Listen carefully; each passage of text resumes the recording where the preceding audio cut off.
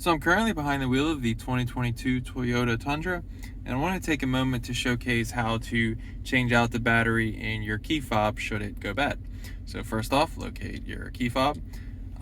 Switch it on the back side where you're going to see this little arrow pointed downward. There's a little latch, so you're going to flick that latch down while pulling out on this spot where it would connect to a keychain. So I'm pulling down and it releases a manual key. So inside there, you'll see a little spot where the bezel of the, or the tip of the key could kind of sit in there nice, and be its own key like that. And what you're going to do is twist up or down, your preference, but you're basically going to be splitting this key into two pieces. So I'm going to do so right now. Very easy, like one little twist should do it.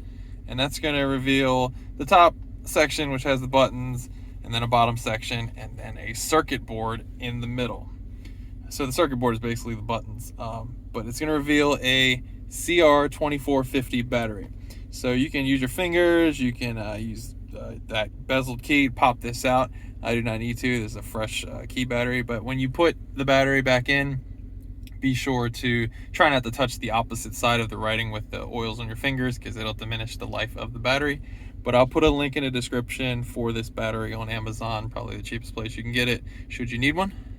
Say you pop that out, put the circuit board back in the bottom, grab the button side of the plastic clamshell. You're going to gently clamp it together. I always joke to try not to push the horn button and scare your neighbors or scare people in your parking lot, wherever you're doing this at. Just kind of be gentle. You're going to hear a bunch of clicks. Once you don't hear any more clicks, you know you're good. Then be sure to grab the manual key, slide it in for the last click, and you're good. You will not need to recode this to the vehicle. All you did was swap the battery and you're good to go. Hope this helped. Thanks for watching.